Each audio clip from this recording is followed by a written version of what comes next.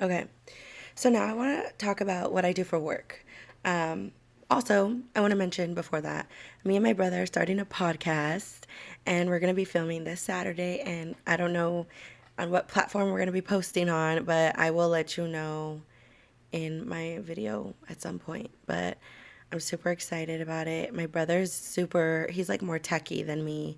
So, me, like, I have this camera, I have this mic, I film, I hardly edit, and I post. He knows how to like flip through different cameras, flip through different like audio, like all the things. So, it's gonna be really cool. And I'm just excited for it. I don't know what topics we're going to discuss yet, but basically, our podcast is going to be talking about almost everything and anything, like topics, like news topics. We like to get into like conspiracy theories sometimes. Spirituality, he's like very spiritual too, manifestation. Literally, I am who I am because of him. Like, he taught me about manifesting before manifesting was cool.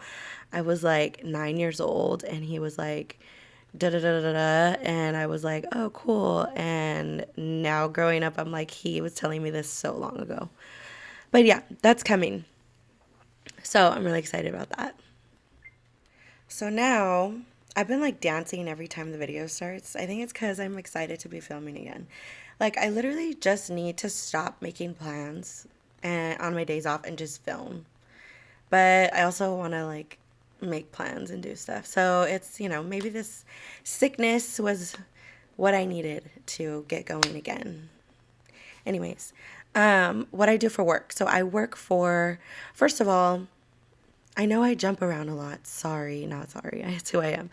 I used to live in San Diego. I lived there for 10 years, but I'm originally from El Centro, which is Imperial County. It's southeast east of San Diego. It's an hour away from Arizona, an hour and a half away from San Diego. So when I turned 18, I moved to San Diego. I lived there for like 10 years, like give or take a summer or two living back here and then going back. But I moved back to El Centro at my parents' house due to unforeseen circumstances. It was out of my control. I've accepted it now. I used to work for the crisis team, mental health crisis team in San Diego. But now I work for the crisis team in Imperial County through the county, the crisis unit, mental health crisis unit. So we go and respond to people out in the field who say that they want to hurt themselves, hurt others, or gravely disabled, which means that they can't provide food, shelter, clothing, or water for themselves due to a mental illness. Because there's people who can't provide that for themselves and they're homeless. That doesn't mean you're gravely disabled. It's kind of like a lot of, honestly, it could get very detailed and specific, but I'm not going to get into that.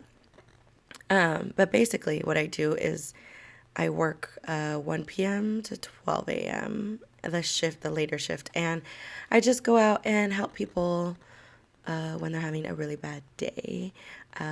We see so many different types of people, like we see all ages. So we see kids, we see adults, we see elderly. Age. It's not a certain age that anyone can have a crisis. Literally, anyone can have a crisis at any age. So that's what I do. I loved doing it in San Diego, so I'm super happy that I could do it here in my own hometown, which I kind of like because I feel like I'm kind of giving back to the community. There's not as many resources here as there are in a big city like San Diego. So we're limited to what we can do. And I work for the crisis unit. So, like, if they are a danger to themselves or others, we take them to the triage unit, which is a locked facility, and they stay there for up to 72 hours. And they either get discharged from there or we transfer them to get hospitalized in a hospital out of county, because we don't have any like mental health hospitals here in Imperial Valley. It's, like I said, limited to just psychiatrists. It's limited to therapists. Like, it's just a limited place for healthcare in general. So it's nice that I kind of get to help in a way. Yeah, so that's basically what I do.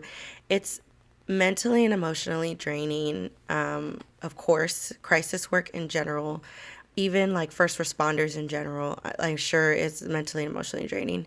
I work close with law enforcement, like they come and help to emergency medical services to the hospitals, all the different types of places that we may need to collaborate in order to help the client.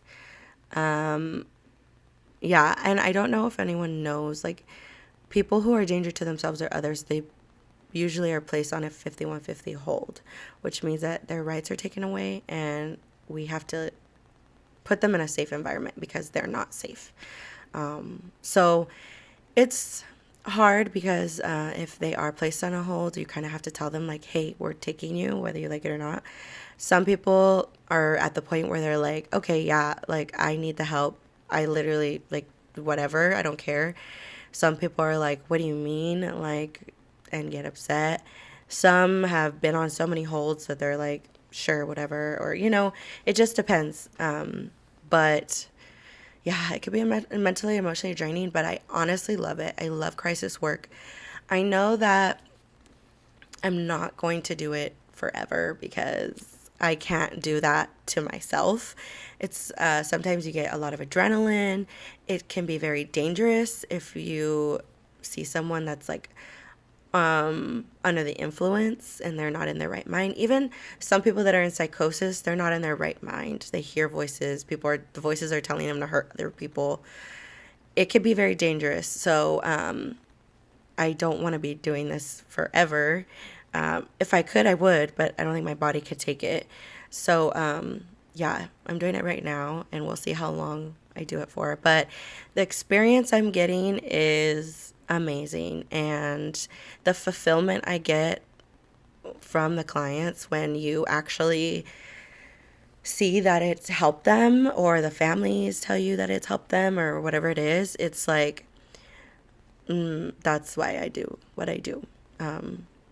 So yeah, that's what I do. And it's kind of hard to talk about. Like when I tell people in social settings, they get very like, oh my gosh, like how do you do that? And I get it, it's something not everyone could do. So I don't really talk about it a lot because it's also like, who wants to talk about people wanting to themselves all the time, right? Like that's pretty dark. Uh, but yeah, that's what I do. If you guys have any questions, like let me know if you want me to go more into detail about like just my job and the things I encounter, obviously without HIPAA violations. I can. It's a lot, but I like it, like I said.